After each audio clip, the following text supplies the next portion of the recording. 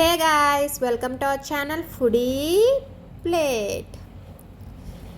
ఇది చూసి ఎంతమంది గుర్తుపెట్టారు? దీన్ని నూకలన్నం అంటామండి. ఇప్పుడు రోజుల్లో ఎంతమందికి తెలుసో నాకైతే తెలీదు. మన పూర్వం మన అమ్మమ్మలు నానమ్మలు అయితే ఇదే లంచ్ కింద లేకపోతే బ్రేక్ఫాస్ట్ కింద చేసుకుని తినేవారండి. సో వాళ్ళు చాలా ఎక్కువగా చేసుకునేవారు. ఇప్పుడు చాలా తక్కువ అయిపోయింది. మీలో ఎంతమందికి తెలుసు కింద కామెంట్ సెక్షన్లో అయితే నాకు చెప్పండి. వీటిని నూకలు అంటాం. అంటే బియ్యాన్నే చిన్న ముక్కల కింద ఉంటాయండి నూకలు అనేవి. ఈ నూకలన్నం మనం కొత్త బియ్యం నూకతో చేసుకుంటేనే టేస్టీగా ఉంటుంది పాత బియ్యం నూక కన్నా. సో అది మీరు ప్రిఫర్ చేయండి. కొనుక్కునేటప్పుడు కూడా అడిగి తీసుకోండి. సో ఫస్ట్ అయితే ఆ నూకల్ని బాగా వాష్ చేసేసుకోవాలి. ఇప్పుడు స్టవ్ మీద ఒక గిన్నె పెట్టుకుని 1 గ్లాస్ ఆఫ్ నూకలు తీసుకుంటే 6 గ్లాసెస్ ఆఫ్ వాటర్ వేసుకోవాలండి. So 6 glasses of water 1:6 ratio. So దాన్ని బట్టి మీరు నూకలు ఎన్ని తీసుకుంటే ఆ గ్లాస్తో 6 గ్లాసెస్ వాటర్ పోసుకోండి. సో వాటర్ అయితే వేసేసుకున్నాము.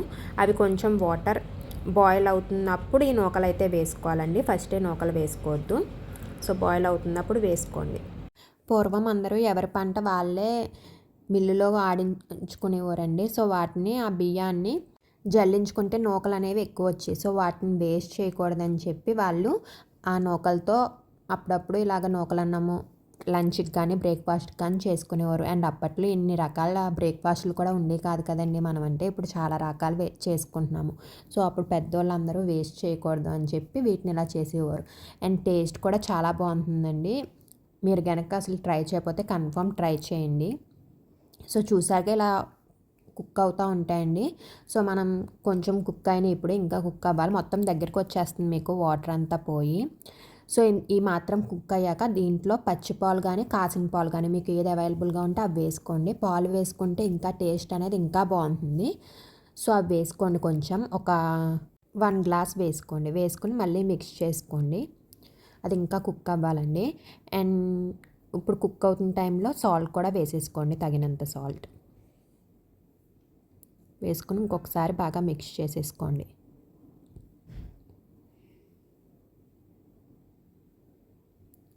అండ్ ఇది కొంచెం మరీ చిక్కగా అయ్యేంత వరకు కుక్ చేసుకోకండి. ఇప్పుడు మీకు కన్సిస్టెన్సీ చూపిస్తున్నాను కదా, ఈ కన్సిస్టెన్సీ వచ్చినప్పుడు స్టవ్ ఆఫ్ చేసేసుకోండి. ఎందుకంటే ఇంకా థిక్ అవుతుందండి ఇది కొంచెంసేపు అయ్యేసరికి. అండ్ మళ్ళీ దీన్ని మనం వేడిగా ఉన్నప్పుడు తింటేనే టేస్ట్ అనేది బాగుంటుంది చల్లారిపోయాక తినే కన్నా. అండ్ దీంట్లో వెన్న వేసుకుని ఆవకాయ కలుపుకుని తింటే అదిరిపోతుందండి. అండ్ స్వీట్ ఇష్టమైన వాళ్ళు అయితే బెల్లం పొడితో తింటే కూడా చాలా బాగుంటుందండి. ఇది వరకు రోజుల్లో స్వీట్ ఇష్టమైన వాళ్ళు బెల్లం పొడితో, అలాగే కారం ఇష్టమైన వాళ్ళు ఆవకాయతో తినేవారు. మీకు ఏది ఇష్టమైతే దాంతో ట్రై చేయండి. ఈ వీడియో కనుక మీకు నచ్చినట్లయితే లైక్ చేయండి. అలాగే మీ ఫ్రెండ్స్ అండ్ ఫ్యామిలీతో షేర్ చేసుకోండి. మా ఛానల్ ఇంకా సబ్స్క్రైబ్ చేసుకోకపోతే వెంటనే వెళ్ళి సబ్స్క్రైబ్ చేసుకోండి. Thank you for watching. See you in the next video with a new recipe.